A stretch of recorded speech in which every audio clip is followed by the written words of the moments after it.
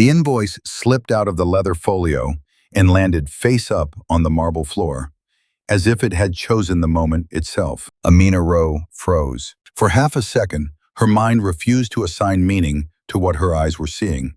Just paper, just numbers, just another artifact from Grant Whitaker's meticulously ordered life. But then the amount registered, $18,700, printed in clean, professional type. Her breath caught.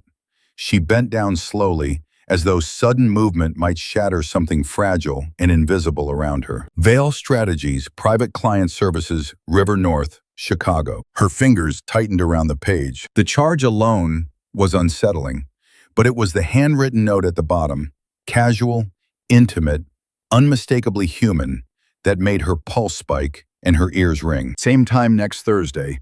C. The letter stared back at her like an accusation. Amina felt the floor tilt beneath her feet. Thursday. Next Thursday.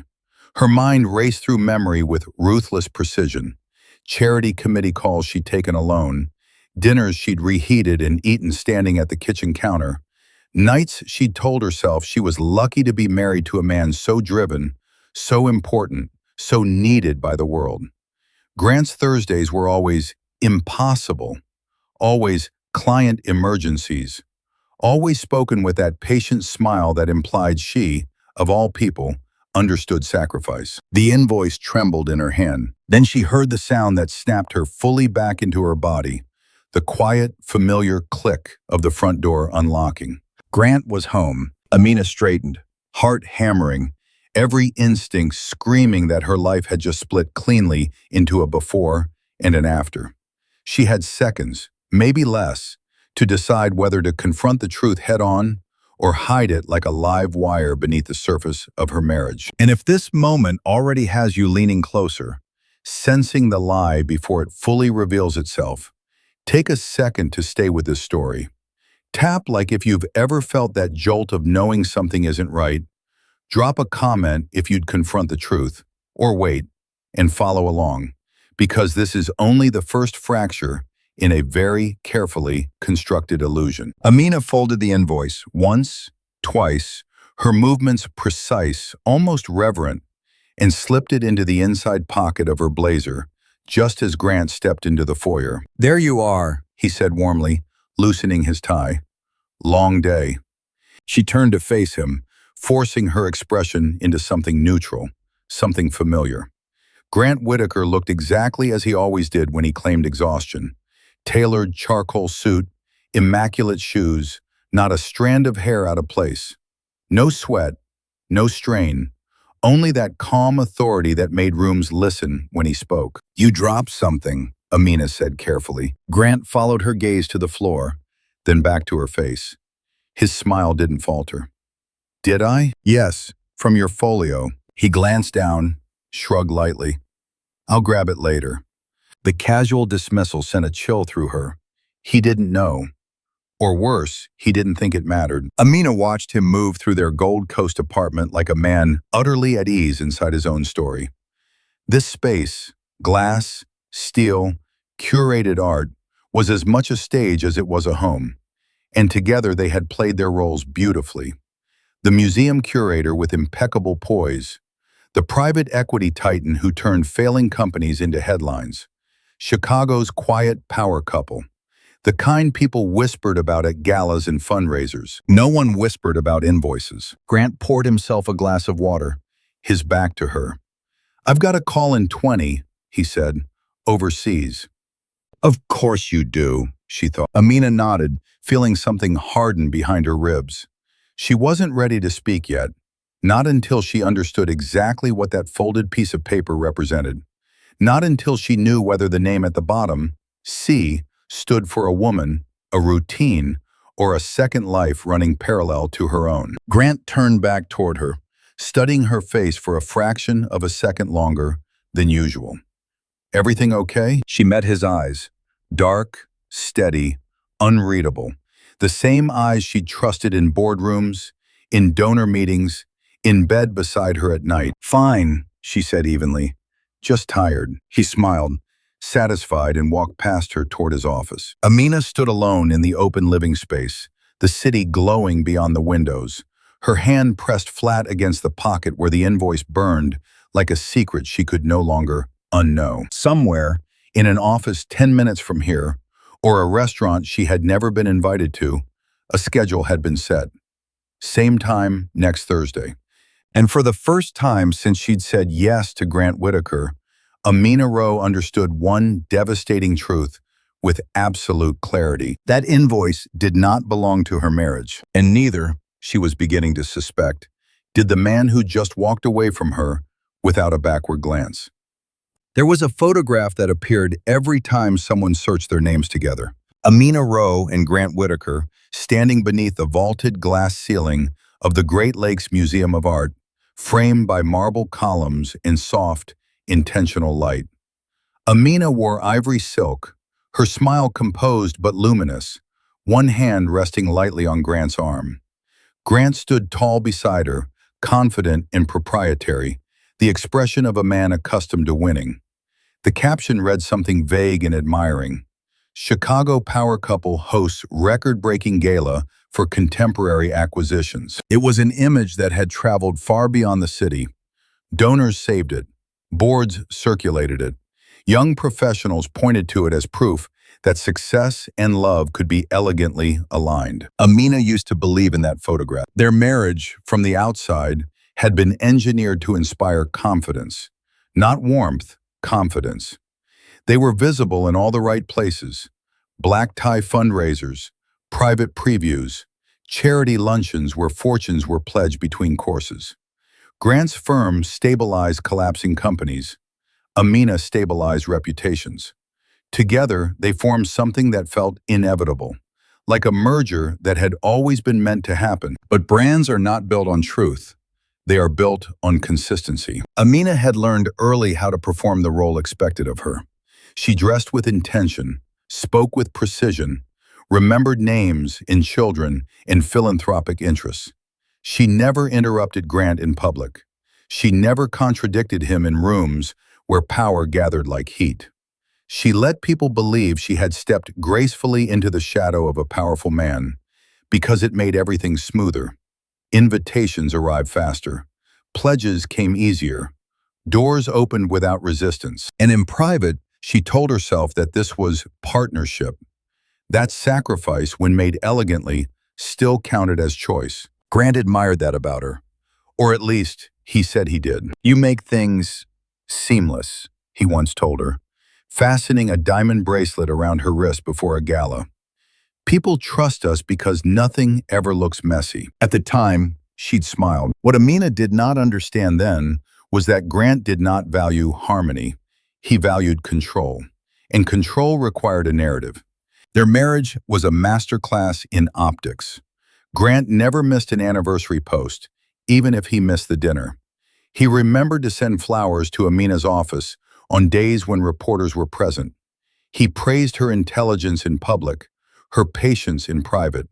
He framed her flexibility as generosity, her silence as wisdom. And when his work began to consume more nights, more weekends, more of the life they were supposed to share, the explanation was always the same. This is what success costs. Amina absorbed that cost quietly. She told herself that being needed was a form of love, that the empty chair across from her at late dinners was proof of ambition, not absence.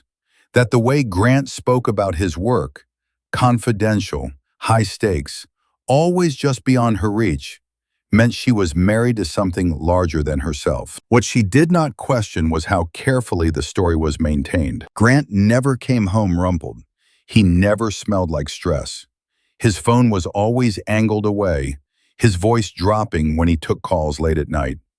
When Amina asked gentle questions, he laughed them off, kissed her forehead, reminded her how much pressure he was under. "You don't want the details," he'd say. "They're ugly." She believed him. It was easier to believe that than to admit she was being edited out of her own marriage. The illusion held because everyone participated in it. Boards praised her grace. Donors admired her composure. Even strangers spoke to her with that particular mix of envy and respect reserved for women who had married well.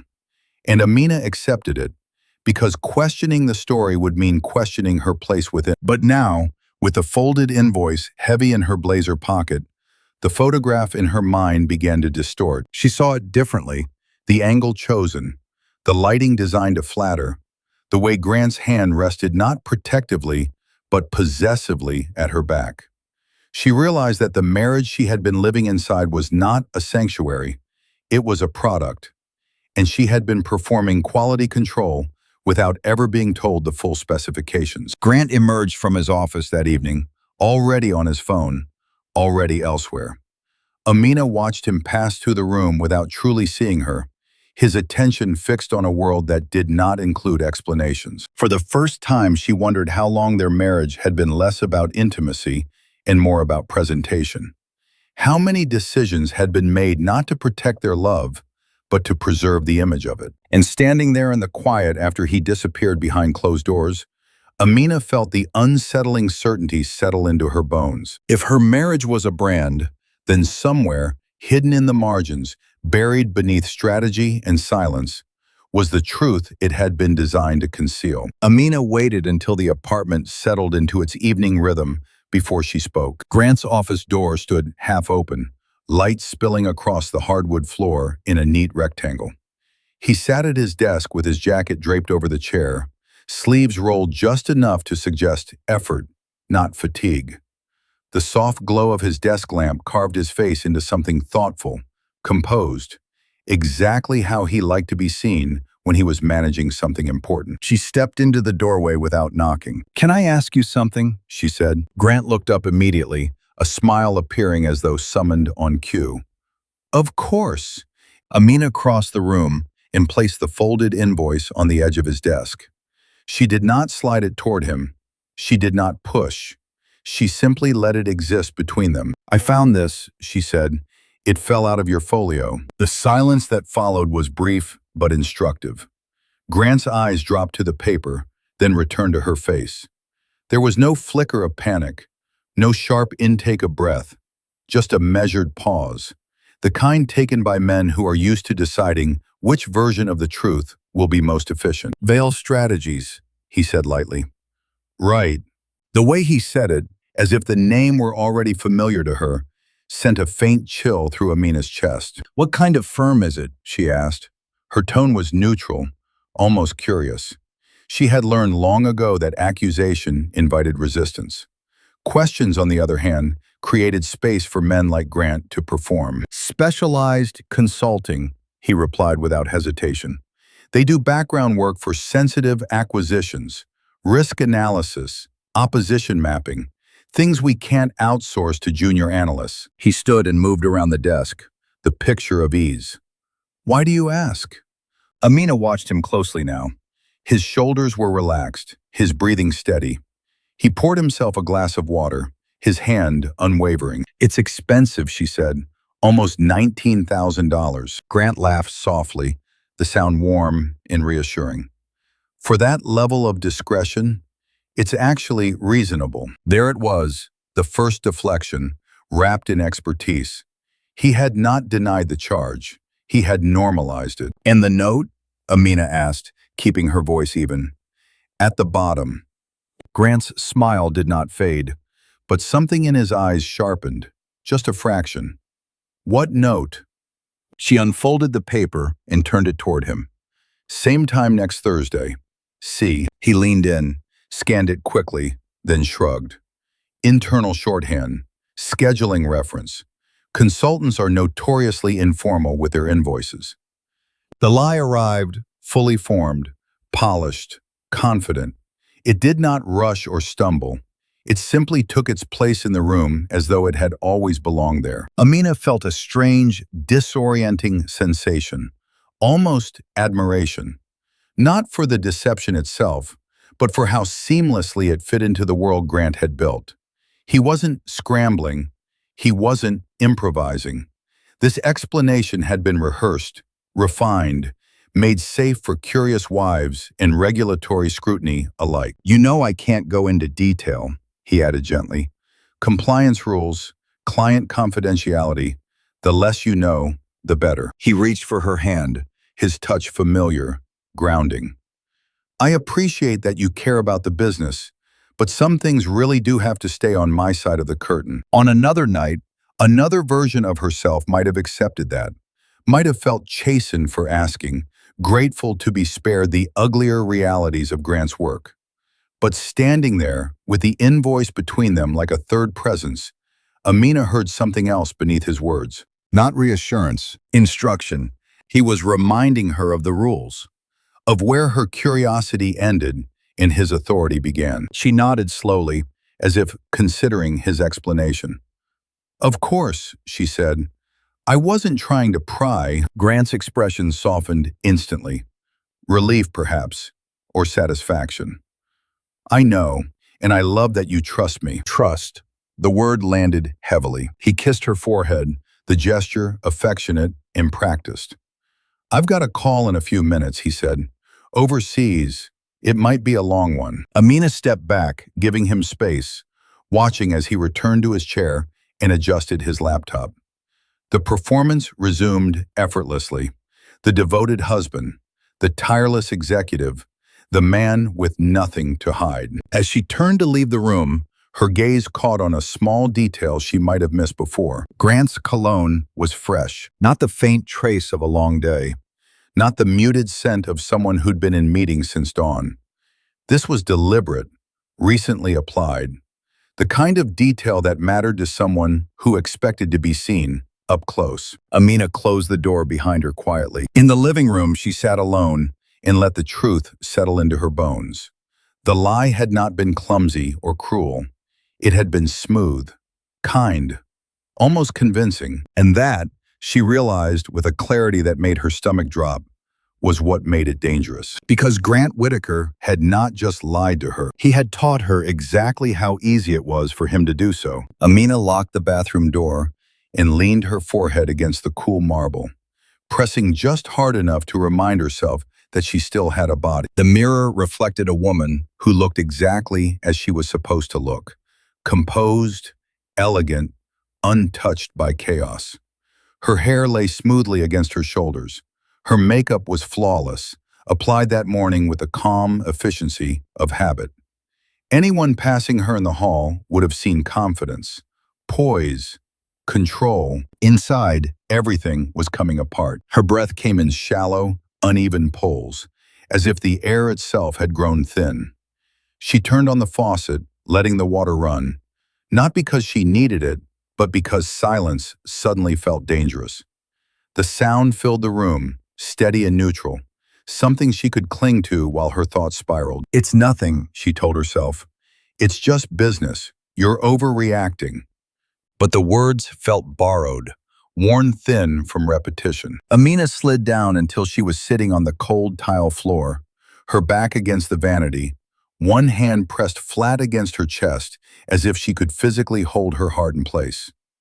Images collided in her mind, Grant's calm smile, the handwritten "C," the scent of fresh cologne, Thursdays stretching backward like a pattern she'd refused to see. Her stomach clenched violently, and for one terrifying moment, she thought she might be sick. She closed her eyes, counting her breaths the way she'd learned years ago during a residency rotation when pressure had been relentless and mistakes unforgivable. In, out, in, out. This was not how betrayal was supposed to feel. There was no shouting, no dramatic confession, no moment where the truth exploded and scattered everything in its path. Instead, it crept in quietly, rearranging her understanding of the past with surgical precision. Every memory was suddenly suspect, every late night recoded, every reassuring word stripped of its innocence. Amina pressed her knuckles against her lips to keep from making a sound. She thought of the girl she'd been before Grant, the one who'd worked late nights at the museum, not because she had to, but because she loved the quiet hum of unfinished galleries. The one who believed competence was its own kind of power. Somewhere along the way, that woman had been edited down, smoothed out, turned into something more palatable for public consumption. She had not noticed when the editing began. That was the most frightening part. Her phone buzzed in her pocket. The sound made her flinch. She pulled it out with shaking fingers, half expecting Grant's name to appear, another message wrapped in reassurance and authority. Instead, it was a calendar alert. Museum board briefing. Tomorrow, 9 a.m. The world, apparently, was continuing on schedule. Amina let out a soft, broken laugh that startled even her. She wiped at her eyes, surprised to find them wet. She hadn't cried, not really. The tears hovered, restrained by years of discipline, years of knowing that emotional display was often interpreted as weakness, especially for women who occupied visible spaces. Especially for Black women. She stood slowly, bracing herself against the counter, and studied her reflection again. Her eyes were brighter now, too bright. Something raw and unsettled lived there, something she did not recognize. Get it together, she told herself. You don't fall apart in places like this. But the panic didn't listen. It surged again, sharper this time, carrying with it a single, devastating question she had avoided until now. If he can lie this well, who have you been married to? The answer frightened her more than the idea of infidelity ever could. Because affairs could be rationalized, compartmentalized, explained away as weakness or desire or ego. But this smooth, confident rewriting of reality suggested something colder, more deliberate. Amina splashed water on her face, grounding herself in sensation. Cold, wet, real. She straightened, squared her shoulders, and unlocked the door. In the living room, Grant's voice drifted from behind his office door, low and controlled, speaking to someone on the other end of the line. She could hear the cadence even without the words, the version of him reserved for negotiations, for influence, for outcomes that mattered. She walked past without slowing. In the bedroom, she closed the door and sat on the edge of the bed, the weight of the moment finally settling fully into her bones.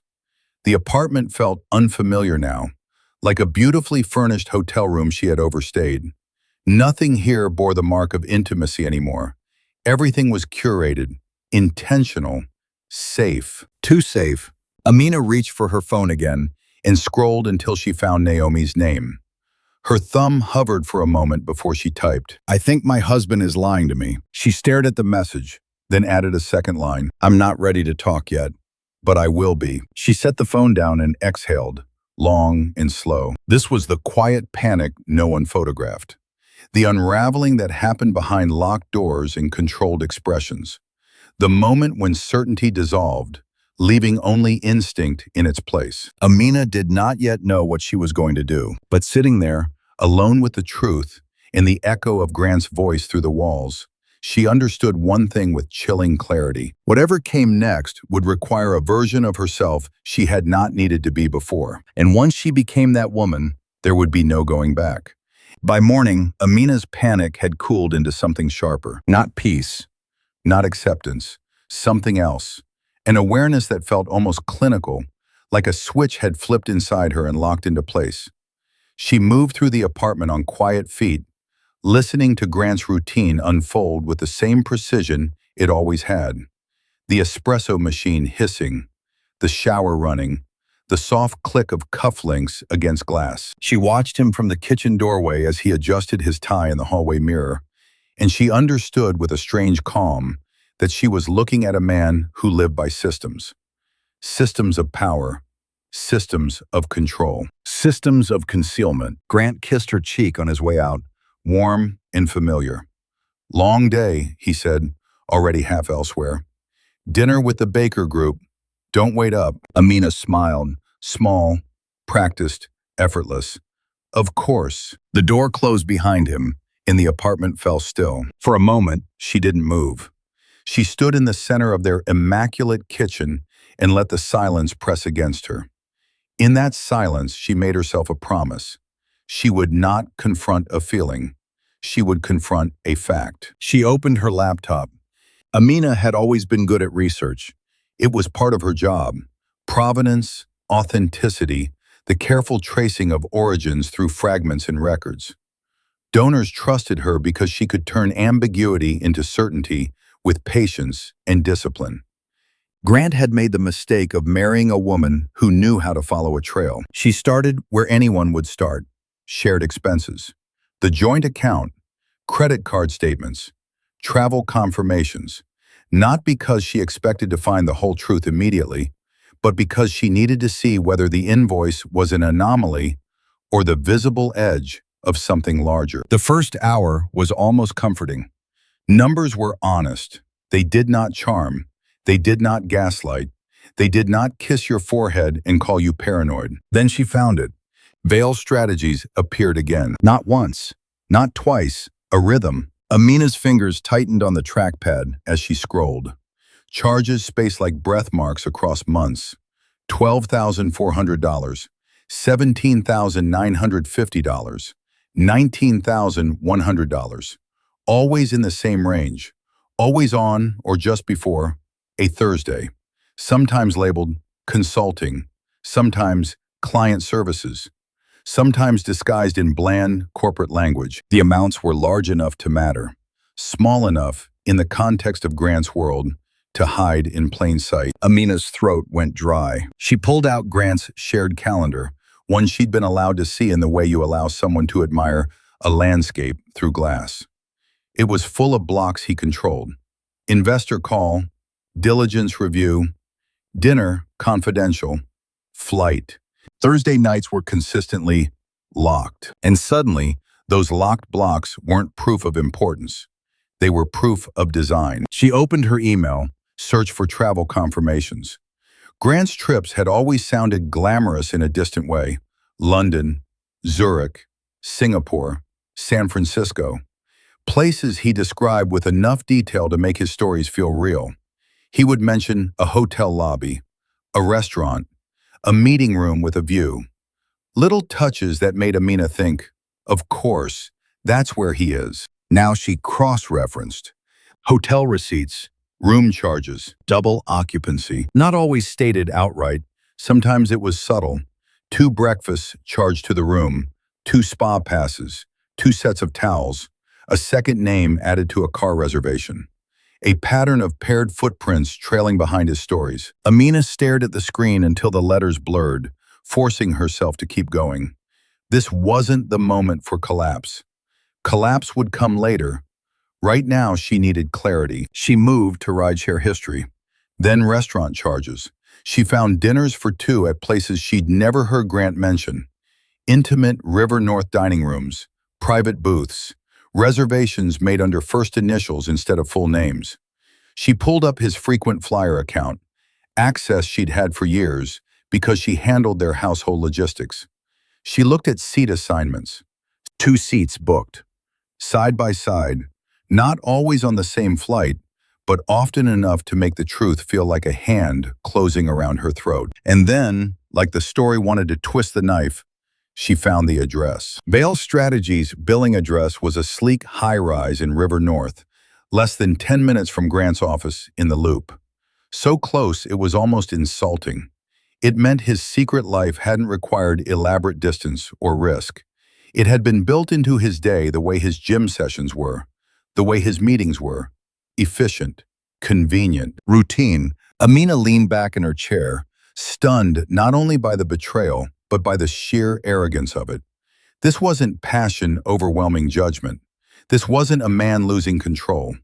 This was a man scheduling deception like a recurring appointment.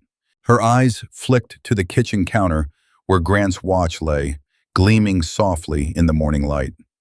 A gift she'd chosen with care, engraved on the back with their anniversary date. Time. Always time. She thought of every Thursday she'd spent alone, telling herself she was mature, supportive, above suspicion. She remembered defending him to friends who complained about emotionally absent partners. He's under pressure, she'd say. You don't understand his world. Now she realized she had been protecting the very thing that was destroying her. Amina closed the laptop for a moment, pressing her palms to her eyes until she saw stars. When she opened them again, her gaze landed on a small, framed photograph on the kitchen shelf.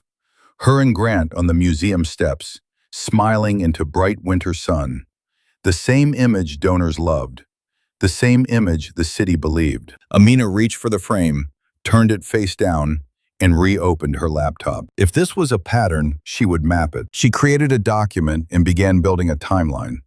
Dates, charges, locations, calendar blocks. She worked with the steady intensity of someone cataloging evidence at a crime scene.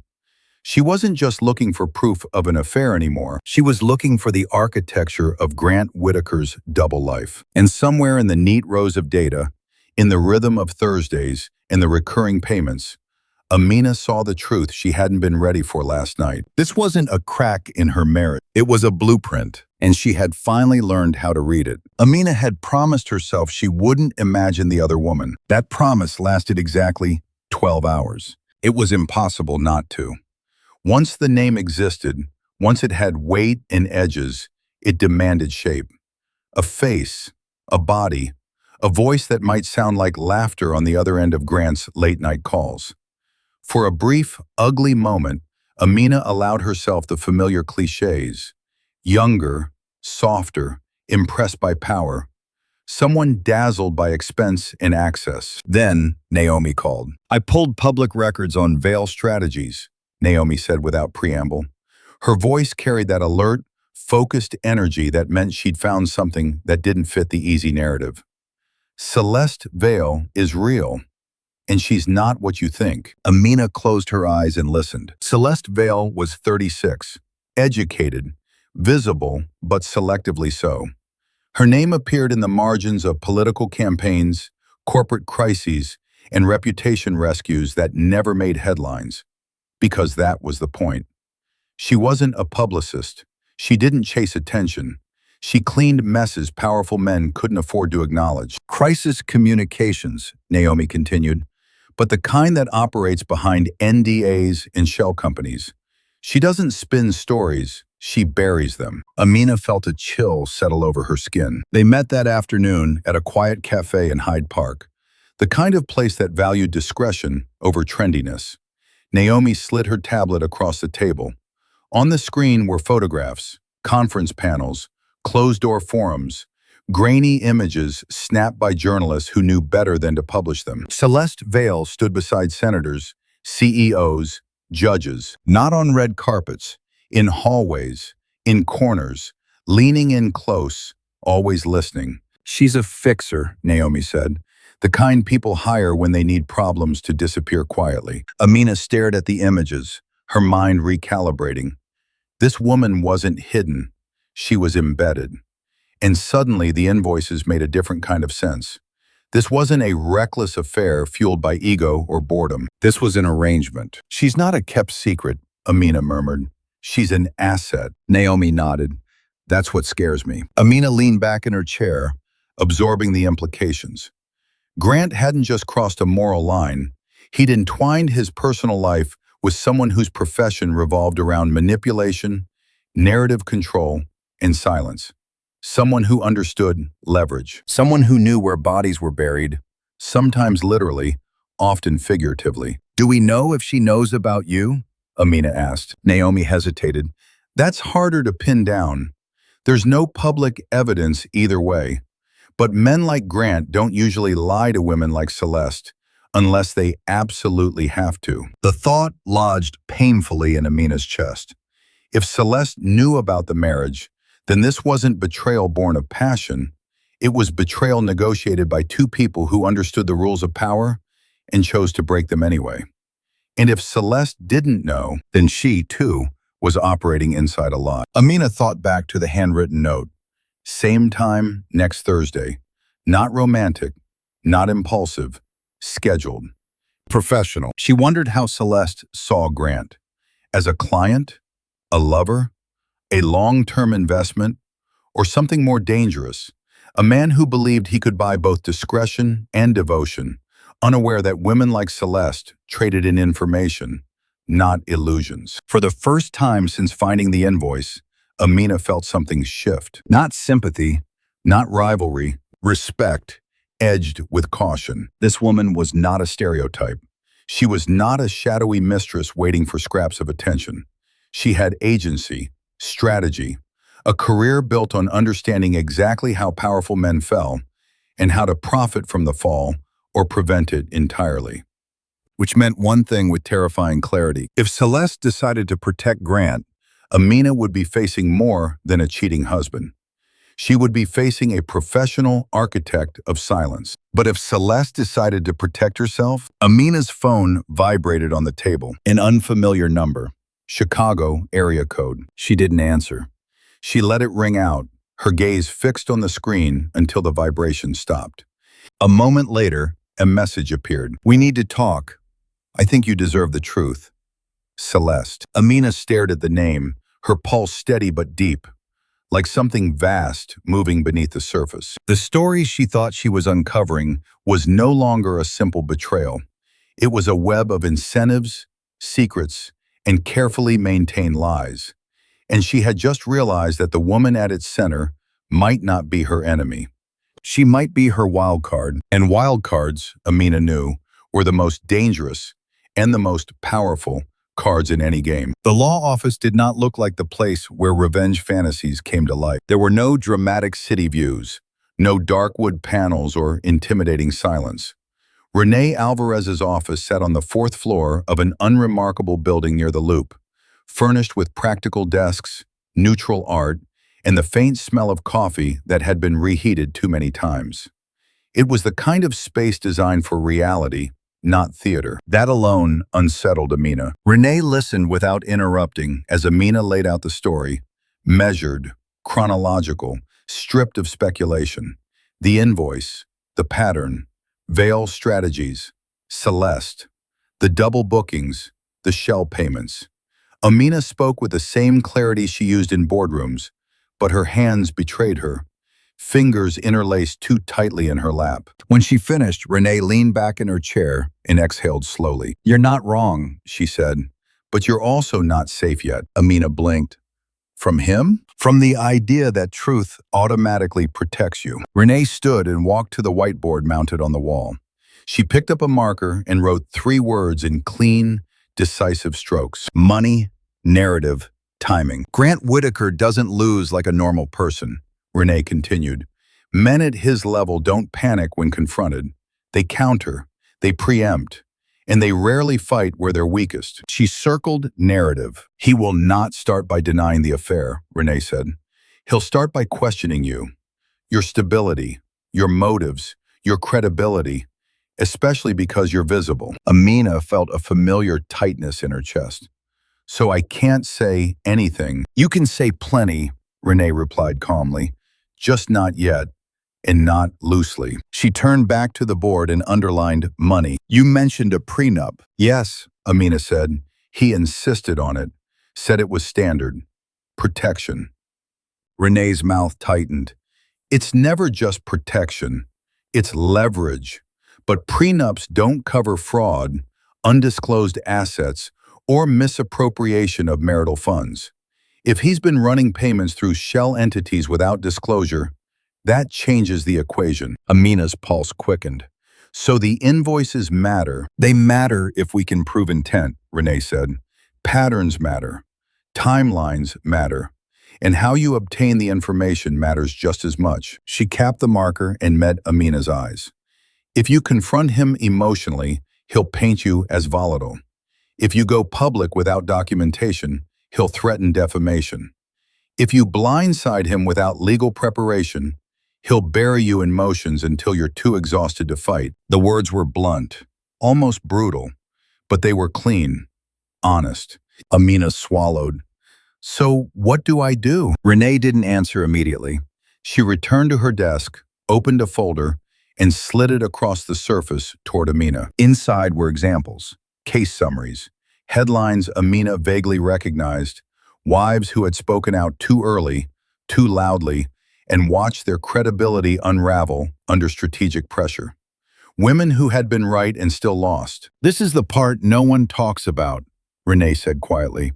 "Truth is not self-executing. It has to be delivered in a way that survives the system." Amina stared down at the folder, a cold realization spreading through her. This wasn't just about exposing a lie.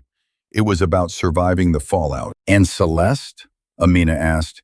"If she's involved professionally, if she's part of this system." Renee nodded.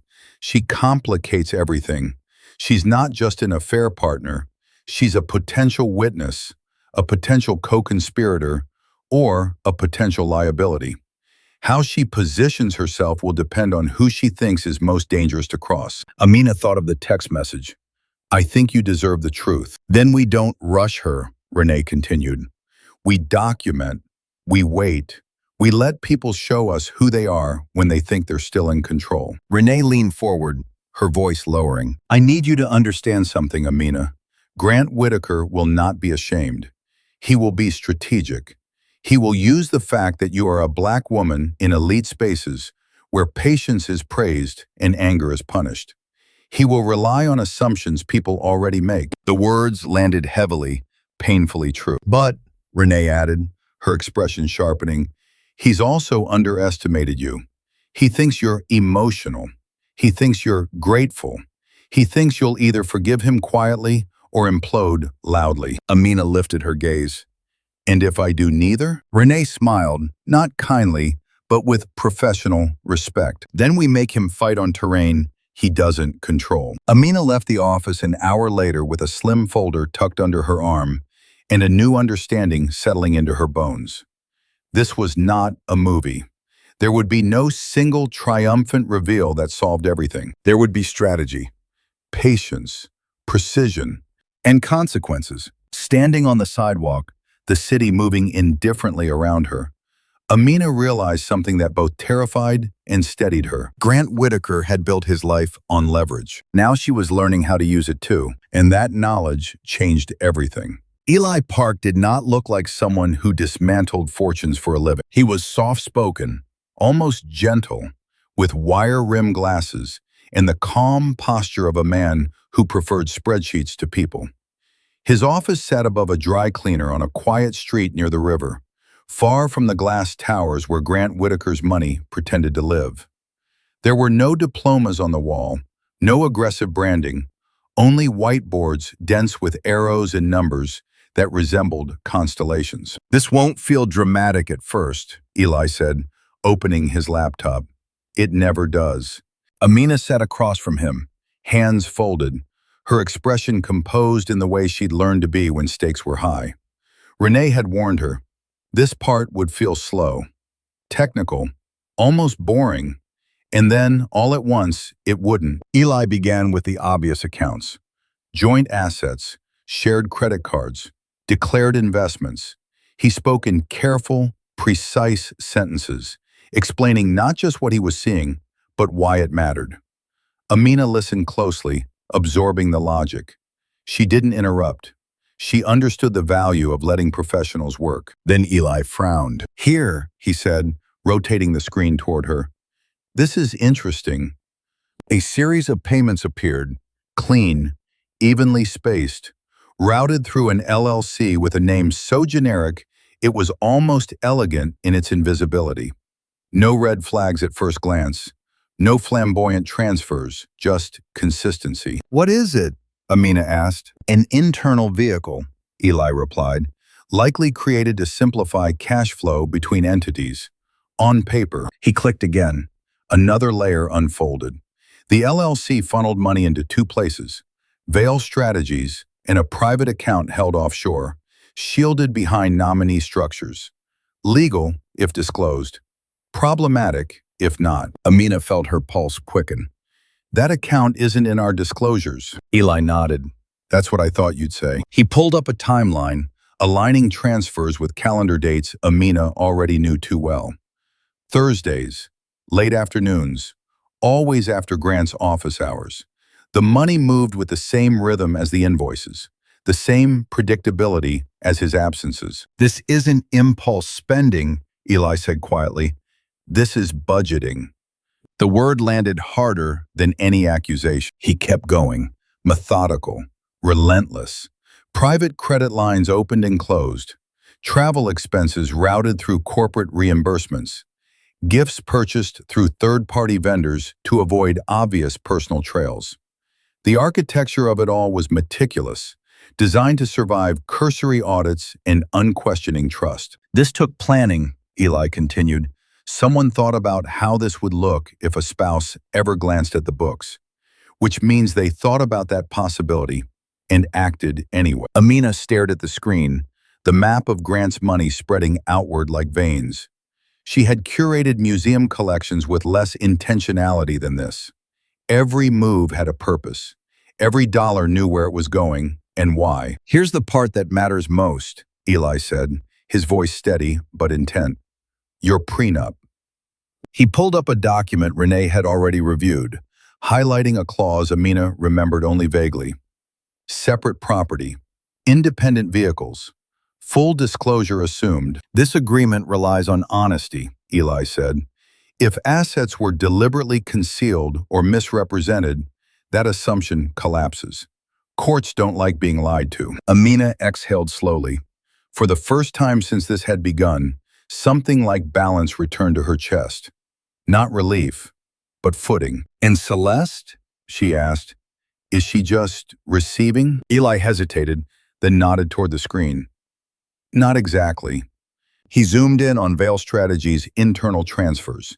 Some funds moved through, not to personal expenses, but to other accounts, media retainers, legal consultations, data services. "She's not just being paid," Eli said. "She's operating. Some of these expenditures look like risk management." Risk management. Amina's mouth went dry. "For him. For someone," Eli replied carefully. "Possibly both of them." Silence filled the office. Outside, a bus rumbled past, oblivious to the quiet unraveling of a life built on secrecy. Amina leaned back, her mind racing. Not with panic this time, but with clarity. The betrayal was no longer abstract or emotional.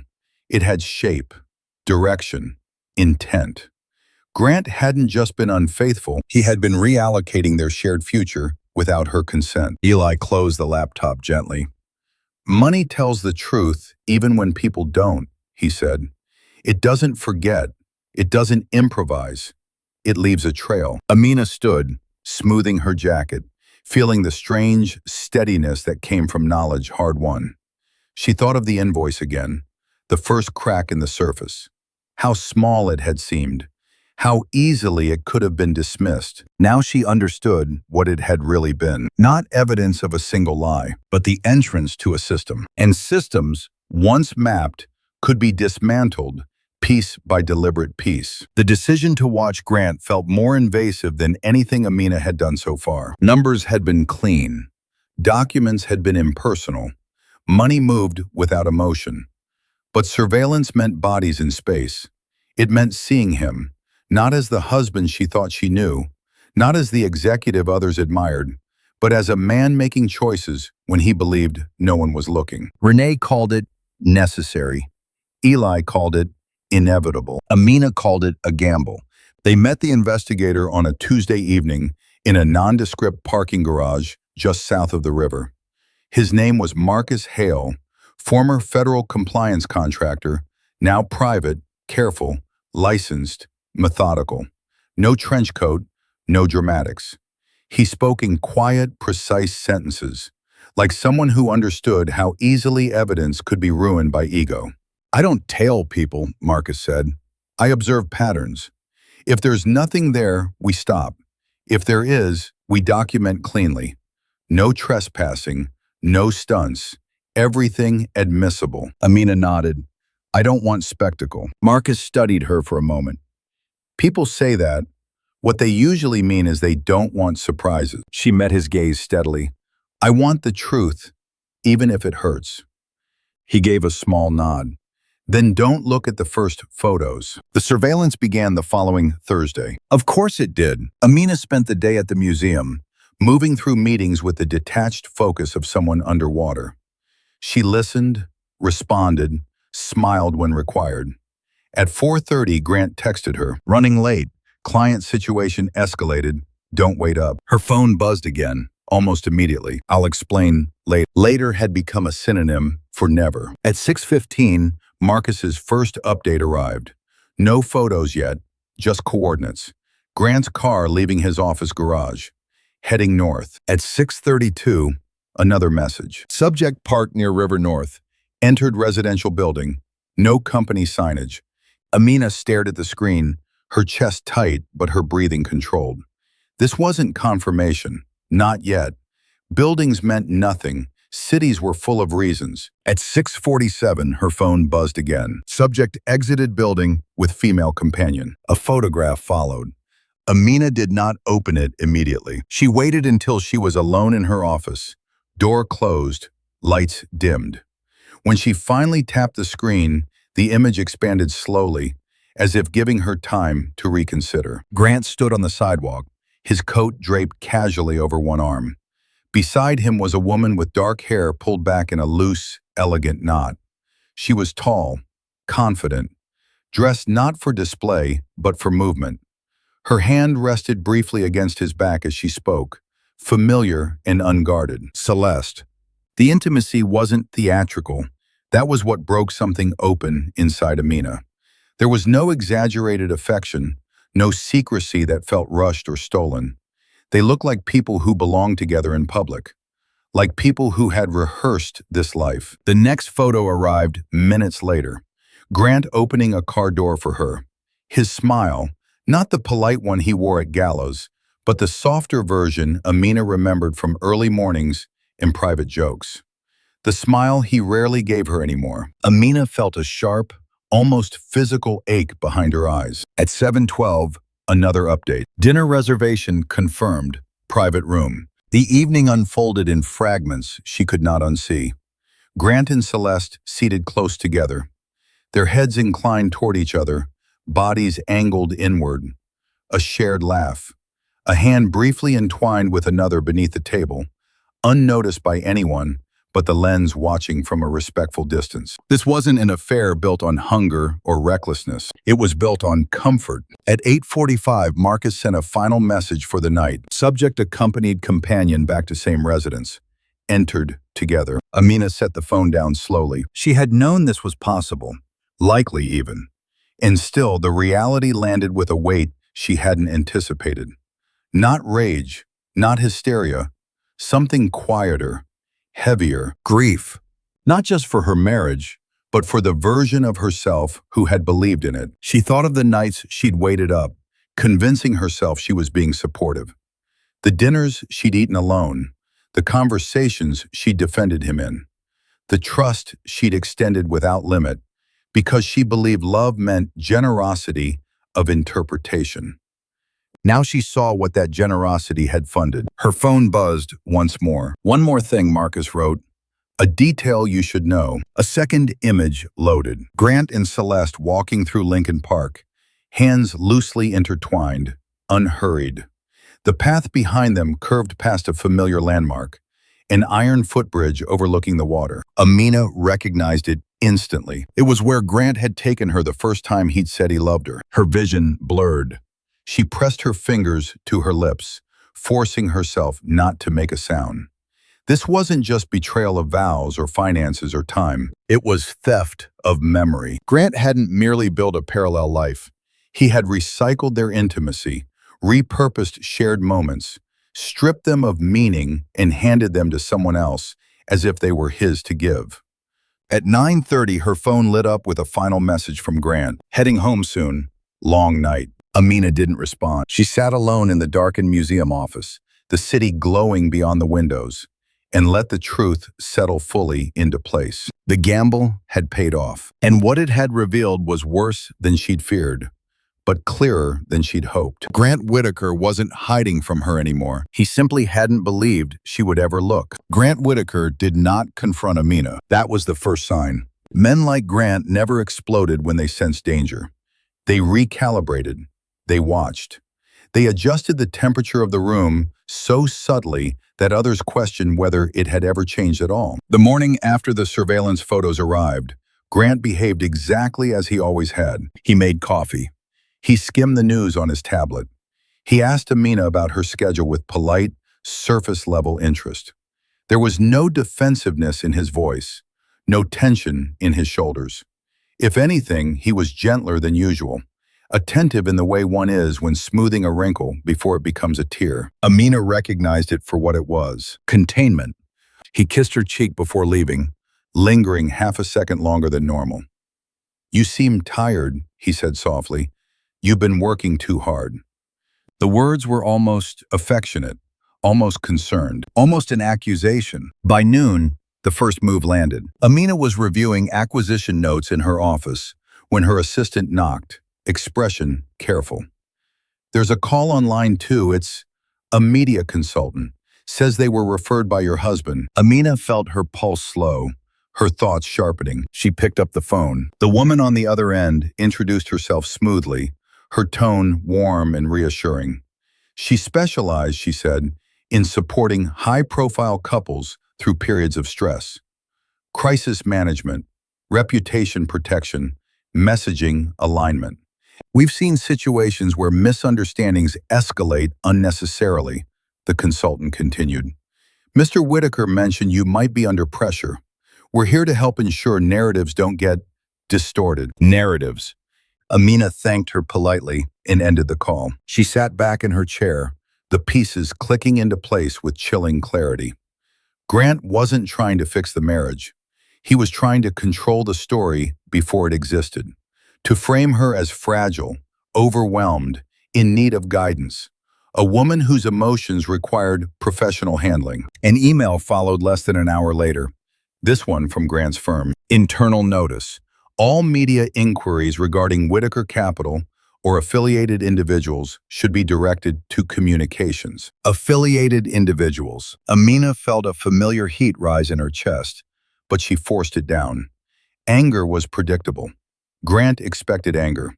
What he didn't expect was restraint. That evening, Naomi called. "It started," she said without preamble. Quietly. Very quietly. What kind of started? "A few people reached out, off the record. They're hearing things. That you've been stressed. That museum finances are under review. That Grant's worried about you." Amina closed her eyes. "He's laying groundwork," Naomi continued, softening the audience before the performance. Grant was doing what he did best, preemptive damage control. By the time Amina spoke, if she spoke, there would already be a version of her circulating, one that made her sound emotional, unstable, ungrateful, a woman overwhelmed by proximity to power. The oldest trick in the book. Later that night, Grant called from his office instead of coming home. "Long meetings," he said casually. "I didn't want to wake you." Amina pictured him somewhere else entirely, calm, composed, managing angles. "That's thoughtful," she replied. A pause, barely perceptible. "I had someone reach out to you today," Grant said. "A consultant. I hope that's okay." "Of course," Amina said evenly. "You're always thinking ahead." Grant laughed softly. "It's what keeps things from getting messy." There it was. The word that revealed everything. Messy. Grant didn't fear divorce. He didn't fear exposure. He feared disorder. Anything that escaped his ability to frame, minimize, and monetize. And in his mind, Amina was the variable most likely to introduce chaos if left unmanaged. "I worry about you," he continued, his voice lowering. "You carry so much. The museum, the board, expectations. I don't want stress to push you into saying something you might regret." Amina tightened her grip on the phone, steadying herself. "I appreciate your concern." Another pause, longer this time. "I just want us protected," Grant said. "Both of us." The call ended shortly after, his tone warm, reassuring, perfectly calibrated. Amina set the phone down slowly. This was no longer a private betrayal unfolding behind closed doors. Grant had escalated the moment he realized control might slip. He was moving pieces into position, lawyers, consultants, whispers, before she had made a single public move. She thought of Renee's words. "He will fight on terrain he controls." Amina stood and walked to the window, the city lights flickering below like distant signals. Somewhere in those lights, Grant believed he was still winning, that his counterattack had come early enough, quietly enough, to keep her contained. He was wrong. Because what Grant hadn't noticed, what men like him rarely did, was that Amina had not reacted at all. She hadn't denied. She hadn't accused. She hadn't defended herself to anyone. She had gone silent. And silence, when chosen deliberately, was not weakness. It was preparation. Grant Whitaker had just fired the first shot. And by doing so, he had confirmed the one thing Amina needed to know before moving forward. This was no longer about saving a marriage. It was about surviving a war he had started, without ever realizing she was already armed. Celeste chose the place. That, more than the message itself, told Amina everything she needed to know. The cafe sat on the edge of River North, glass walls, low lighting, neutral enough to host discreet conversations without pretending intimacy. No cameras pointed directly inside, no dramatic corners. A place designed for meetings that weren't meant to be remembered, only concluded. Amina arrived 5 minutes early and took a seat where she could see the door. Celeste Vale walked in precisely on time. She looked nothing like the caricatures Amina had once tried and failed to imagine. No exaggerated glamour, no nervous energy. Celeste wore a tailored navy coat, hair pulled back, posture relaxed but alert. A woman accustomed to rooms where every word had weight. She spotted Amina immediately and approached without hesitation. "Thank you for coming," Celeste said, her voice even, professional. No apology, no challenge. She sat down across from Amina and folded her hands neatly on the table. Amina studied her closely. The intelligence in her eyes was unmistakable. This woman missed nothing. "You said I deserved the truth," Amina replied. "That's a strong opening." Celeste's mouth curved faintly. "It's an accurate one." For a moment, neither of them spoke. The silence was not hostile. It was evaluative. Two women assessing risk. "I know who you think I am," Celeste said, finally, "and I understand why." Amina said nothing. "I also know what Grant is telling people right now," Celeste continued, "that you're overwhelmed, emotional, that he's trying to protect you." A flash of anger crossed Amina's face before she could stop it, Celeste noticed. "That's why I reached out." "Because you feel guilty?" Amina asked coolly. Celeste shook her head once. "Because I don't like being miscalculated." The words hung between them, sharp and deliberate. "I didn't know about you at first," Celeste said. "Not in the way that matters. Grant presented himself as complicated, separated in everything but paperwork. You know the script." Amina's jaw tightened. "And when did you realize that wasn't true?" Celeste looked down briefly, then back up. "When I saw the way he spoke about you when he thought it didn't matter. When your name became a variable instead of a fact." That landed harder than Amina expected. "He didn't lie to me the way he lies to you," Celeste added quietly. "He curated." Amina exhaled slowly. "So you're saying you're a victim?" "No," Celeste said immediately. "I'm saying I made choices with incomplete information. And then I stayed longer than I should have because leaving would have been inconvenient, honest, uncomfortable, dangerous." Celeste reached into her bag and placed a slim flash drive on the table between them. "I document everything," she said. "Not for leverage, for survival." Amina stared at it, her pulse steady but deep. "What's on it?" "Conversations," Celeste replied. "Emails, financial arrangements, contingency plans he thought were hypothetical." Amina's fingers curled slightly. "Why give this to me?" "Because Grant is already preparing to sacrifice one of us," Celeste said calmly, "and it won't be him." The certainty in her voice sent a chill through the space. "He's begun shifting risk," Celeste continued. "I can feel it.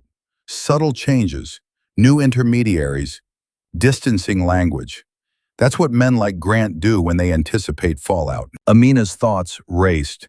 Grant had escalated with consultants and whispers. Of course he would also secure his flank. "And if I don't take it?" Amina asked. Celeste met her gaze directly. "Then I'll protect myself another way. And I promise you that way won't be gentle." There it was, the real twist. This wasn't a confession. It was a negotiation. Amina leaned back, absorbing the moment. Celeste wasn't begging. She wasn't posturing. She was offering an alliance of necessity, not loyalty. Two women standing on opposite sides of a man who believed he could manage them both. "You understand," Amina said slowly, "that trusting you would be reckless." Celeste nodded. "Of course. I'd think less of you if you did."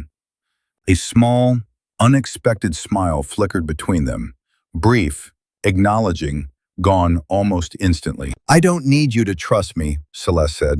"I need you to understand that Grant has always assumed you would react emotionally, loudly, predictably." "And you?" Amina asked. "He assumed I'd prioritize discretion," Celeste replied. "Silence bought with money." She paused. "He was wrong about both of us." The server approached, placing untouched cups of coffee on the table. Neither woman reached for them. Amina looked at the flash drive again. She felt no triumph, no relief, only the steady weight of choice. If Celeste was telling the truth, then Grant's double life wasn't just personal, it was strategic, premeditated, and already preparing its exit plan. If Celeste was lying, then Amina was staring at someone capable of extraordinary deception. Complicit or cornered. Or both. Amina slid the flash drive toward herself, stopping just short of touching it. "I don't make promises I can't keep," she said quietly. Celeste inclined her head. "Neither do I." They sat there for a moment longer, two women bound not by trust, but by the same unspoken realization. Grant Whitaker had built his power on the assumption that women would compete, collapse, or comply. And in doing so, he had created the one scenario he could not control. Their collaboration, however temporary, was no longer a possibility. It was a consequence. Strength did not arrive the way Amina expected it to. It did not come with relief or clarity, or the satisfying sense of momentum that followed every strategic decision she had made so far. Instead, it came as a slow, grinding exhaustion that settled into her bones and refused to leave. The kind of fatigue no amount of sleep could touch. By the end of the week, Amina had become exceptionally good at appearing intact. She chaired meetings with steady authority. She negotiated donor commitments with warmth and precision. She smiled at colleagues who told her how radiant she looked lately, how centered, how unshakable. Each compliment landed like a small insult, though she accepted them graciously, as she always had. No one noticed the way her hands trembled when she was finally alone. The museum's new acquisition review was scheduled for Friday morning, a high-profile presentation with board members, benefactors, and external advisors in attendance. Amina had prepared for it over months. Ordinarily, it would have energized her. This time it felt like walking onto a stage while the floor beneath her was quietly cracking. She stood at the podium, lights warm against her skin, slides glowing behind her. Her voice did not waver. She spoke about provenance, cultural stewardship, ethical responsibility. She answered questions crisply, even when interrupted. She held the room. But halfway through, something inside her faltered. It wasn't dramatic. No gasp, no tears, just a sudden blankness where a sentence should have been. For half a second, an eternity in public speaking, Amina lost her place. The room went still. She recovered quickly, found her footing, continued as if nothing had happened. Applause followed. Approval. Gratitude. Another small victory logged and forgotten by everyone but her. When it was over, Amina walked into the nearest restroom, locked herself inside a stall, and sat on the closed lid with her head bowed. Her chest tightened painfully. This was the cost no spreadsheet had prepared her for. Not the money, not the reputation management, the quiet erosion of herself under the weight of holding everything together while nothing was certain anymore. She pressed her palms to her eyes, breathing carefully, counting again. In, out. Her phone buzzed in her hand. A message from Grant. "Hope the presentation went well. I knew you'd crush it." She stared at the screen, nausea rising sharply this time. He still thought he could narrate her reality, still believed encouragement could cover erosion. She did not reply. That evening, Amina arrived home later than usual. The apartment was dark except for the city light bleeding in through the windows. She kicked off her shoes and leaned against the door, suddenly overwhelmed by how foreign the space felt. Every surface gleamed. Everything was in its place. Nothing felt like hers. She crossed the living room and froze. Grant's watch sat on the coffee table. Not forgotten, not misplaced, deliberately left behind, as if to remind her of something. Time, ownership, presence. Amina felt the pressure build again, this time sharper, more insistent. She moved to the kitchen, poured a glass of water, and braced herself against the counter as her reflection fractured across the polished surface. "I can do this," she whispered, but the words sounded thin. Her phone buzzed again, this time a text from an unfamiliar number. "You don't have to carry this alone. Loretta." Amina blinked, startled. Loretta Gaines, the building concierge. Always polite, always observant.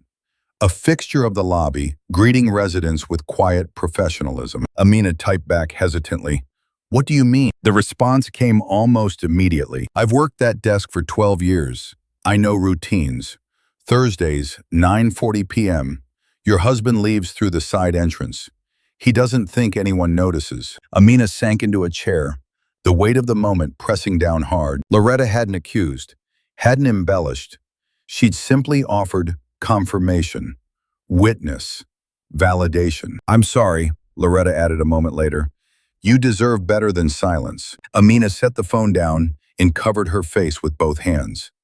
This was what hurt most, not the betrayal itself, but the realization that others had seen pieces of it while she had been so determined to believe in the version of her life that felt safest. She had been performing strength so convincingly that no one had known to check on her. Or perhaps they had, and she hadn't let them in. Later that night, alone in the bedroom, Amina finally allowed herself to cry. Not loudly, not messily, just enough to release the pressure building behind her eyes and in her throat. Tears slid quietly into her hair, onto the pillow she no longer shared in any meaningful way. She cried for the years she had spent being adaptable instead of demanding. For the trust she had extended so generously, it became a liability. For the woman she had been before everything required strategy. When the tears stopped, she lay there staring at the ceiling, exhausted in a way that felt elemental. This was the real price of knowing. Not empowerment, not vengeance, endurance. Amina rose before dawn, showered, dressed, and stood by the window as the city woke. She looked tired, older perhaps, but there was something else there now, an honesty she hadn't allowed herself before. The cost was real, but so was the clarity. And as the sun climbed slowly over the skyline, Amina understood that paying this price meant one thing above all else. She would never again confuse survival with strength, and she would never again build her life around a lie simply because it was easier to live inside. The plan did not begin with anger. It began with silence. Amina sat at Renee Alvarez's conference table just after dawn, a legal pad centered neatly in front of her, a cup of untouched coffee cooling at her side. The city outside the window was already in motion, but inside the room, everything felt deliberate, measured down to the breath. "This is where people usually make mistakes," Renee said, tapping her pen once against the table. "They want symmetry. They want the punishment to match the pain." Amina looked up. Her eyes were steady now, clearer than they had been in weeks.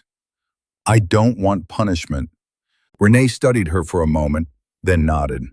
"Good.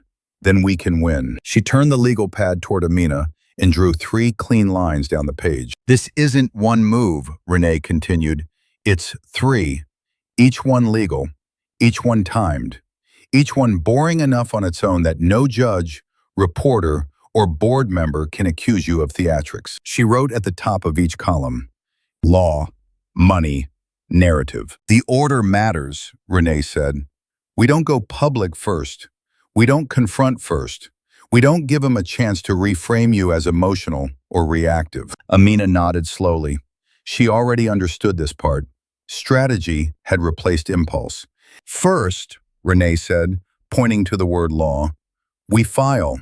Quietly. No warning." Amina's fingers curled slightly against the edge of the table. "Divorce petition with specific language," Renee continued. "Financial non-disclosure. Misuse of marital assets. Request for temporary financial restraints. Nothing sensational, just facts that require response." "And him?" Amina asked. Renee's mouth curved faintly.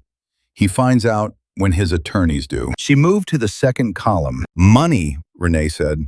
This is where Eli's work becomes leverage. She slid a folder across the table. Inside were charts, timelines, and annotated transfers. Clean, unemotional, devastating in their clarity. These documents don't accuse, Renee said. They demonstrate. Courts love that. Boards respect it. And accountants understand it immediately. Amina scanned the pages, recognizing the map of Grant's secret architecture. It no longer made her feel sick. It made her focused. And the third? She asked. Renee paused before answering. Narrative is the most dangerous, she said, because it's the one Grant thinks he controls. Amina exhaled slowly. He's already started. I know, Renee replied. That's why we don't chase his version. We replace it. She slid a second folder forward, thinner this time. This isn't a press release, Renee said. It's a framework. If, and only if, you choose to speak, you don't talk about betrayal. You talk about transparency, accountability, financial ethics. Amina looked up sharply. You make this about systems, Renee continued. About power operating without oversight. About what happens when women are expected to absorb deception quietly to preserve comfort. Amina felt something align inside her. And Celeste? She asked. Renee's expression hardened. She's the wild card. We don't center her. We don't demonize her. If she cooperates, she becomes corroboration. If she doesn't, she becomes a subpoena, not a storyline. Amina nodded, clean, precise. Later that afternoon, Amina met with Naomi in a quiet corner of the museum cafe. Sunlight filtered through the glass ceiling, catching dust motes in the air like suspended possibilities. They'll come to me, Naomi said, already understanding. Eventually. Yes, Amina replied, but not yet. Naomi smiled, slow and approving. You're letting them starve for comment. I'm letting them assume, Amina corrected. There's a difference. That evening, alone in her office, Amina opened a new document. Not evidence, not timelines, language. She wrote carefully, deleting more than she kept. No accusations, no names, just principles. Just truth framed so cleanly it could not be mistaken for revenge. This was not about humiliating Grant. It was about making his options smaller. When Grant came home that night, he sensed the shift immediately. Not because Amina said anything, she didn't, but because the atmosphere had changed. The apartment felt quieter, less reactive, as if the walls themselves were no longer listening for his cues. You've been busy, he remarked lightly, setting his briefcase down. Yes, Amina said. Productive day. He studied her for a moment longer than usual, his instincts brushing against something unfamiliar. Control required feedback, reassurance, resistance. Amina gave him none. Later, alone in the bedroom, she stood before the mirror and took herself in. The woman staring back at her looked tired, but not uncertain. This was the difference between anger and resolve. Anger wanted release. Resolve wanted outcome. Grant Whitaker still believed this was a conflict he could manage with charm, lawyers, and timing. What he didn't yet understand was that the game had already changed, because Amina was no longer reacting to his moves. She was sequencing them. And once a strategy reached this point, once law, money, and narrative aligned, there was no dramatic explosion, just a clean, controlled collapse, one prong at a time. The morning began like any other. Grant kissed Amina's cheek in the kitchen, the gesture familiar enough to feel rehearsed. He adjusted his cufflinks, glanced at his phone, complained lightly about traffic. If there was any sign that his world was about to fracture, he didn't show it. Men like Grant never did. They believed collapse announced itself loudly, with warning. This one didn't. At 9:17 a.m., Grant was seated in a glass-walled conference room on the 22nd floor of his firm, mid-sentence outlining a strategy for an acquisition he fully expected to close. His phone buzzed once on the table. He ignored it. At 9:19, it buzzed again. At 9:21, the door opened. The young associate who stepped inside looked pale, uncertain. Behind her stood a man in a dark suit, holding a thick envelope. Mr. Whitaker, the man said calmly. "You've been served." Silence fell across the room. Grant's first instinct was irritation. This was a mistake, a misunderstanding, something that would be corrected once authority was established. He accepted the envelope with a polite, controlled smile, excused himself, and stepped into the hallway. He didn't read it all at once. He skimmed. That was his second mistake.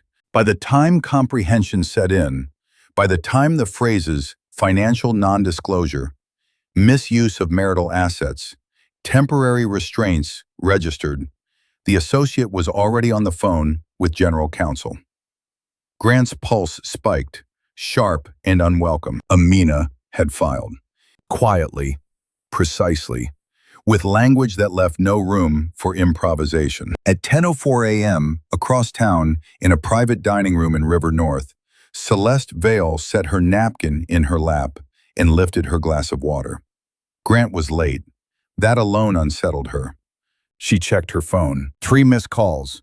1 text. "We need to talk. Now." Before she could respond, a woman approached the table. Professional, apologetic, holding documents. "Miss Vale," she said, "you've been subpoenaed." Celeste did not raise her voice. She did not cry. But the color drained from her face as she scanned the first page, recognizing the names, the entities, the dates. Grant had not protected her. He had positioned her. At 11:12 a.m., Naomi's phone lit up. The tip had arrived exactly as anticipated. Not from Amina, not from her attorneys, but from the ripple effect of legal filings moving through systems that thrived on whispers. Naomi read the documents carefully before making a single call. She published nothing sensational, just facts. A filing, undisclosed assets, questions of ethics. A prominent figure suddenly subject to scrutiny. By noon, the story was no longer contained. At 12 p.m. sharp, Amina stood behind the podium in a private gallery at the Great Lakes Museum of Art. The room was filled with donors, patrons, and cultural leaders who had arrived expecting a routine briefing on a forthcoming exhibition. They got something else entirely. Amina's voice was steady as she spoke. She did not mention Grant by name. She did not describe an affair. She did not lean into drama or pain. She spoke about trust, about transparency, about the cost of power operating without accountability. "There are moments," she said, "when maintaining the appearance of harmony requires silence, and moments when silence becomes complicity." The room was utterly still. "This is not a personal announcement," Amina continued. "It is a professional one. I believe institutions, marriages included, fail when they prioritize comfort over truth." Phones were already being checked, messages already moving.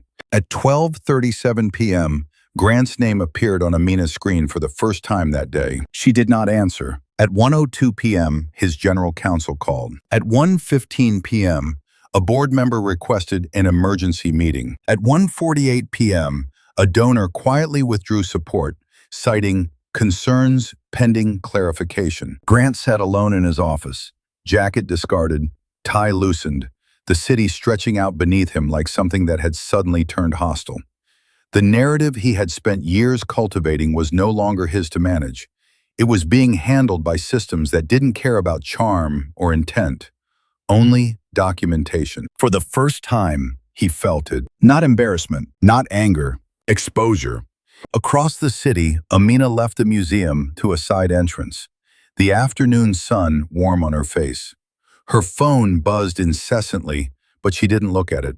She walked steadily, breathing deeply, each step carrying her further from the life that had required her silence. By evening, the story had hardened into something undeniable. Grant Whitaker's empire had not exploded.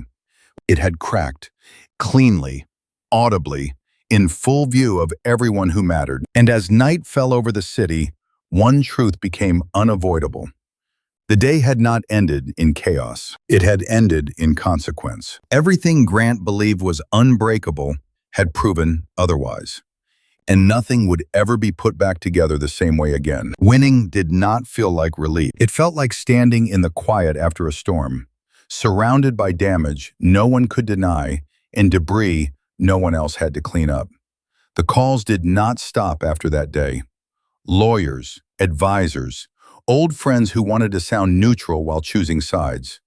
New voices too. Journalists careful with their words. Donors suddenly cautious. Strangers convinced they understood her life because they had read a headline. Grant fought back, of course. Not loudly, not foolishly. He filed motions, questioned jurisdiction, suggested mediation with terms wrapped in reason and threat. He implied reputational harm. He hinted at counterclaims. He did exactly what men like him always did when they lost control. He tried to exhaust the other side into surrender. Amina did not surrender. She moved into a smaller apartment overlooking the lake, sunlight pouring in through wide windows every morning. There were no marble floors, no curated art meant to impress, just space, quiet, ownership. For the first time in years, her home felt like somewhere she could breathe. Some nights, the cost still arrived unannounced. Grief surfaced in odd places, in a song, in the absence of a familiar routine, in the memory of a future she had once believed in. Strength, she learned, did not erase pain. It simply made room for it without letting it decide the ending. Celeste disappeared from public view. Some said she cooperated fully. Others said she negotiated her own escape with ruthless precision. Amina never asked which version was true. She had learned that not every mystery required closure to lose its power. What mattered was this.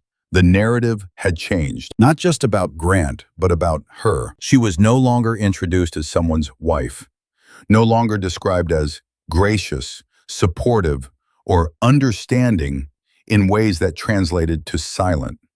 She was recognized for what she had always been, strategic, capable, and unwilling to confuse accommodation with love. Winning was not cinematic. It did not end with applause or a clean slate.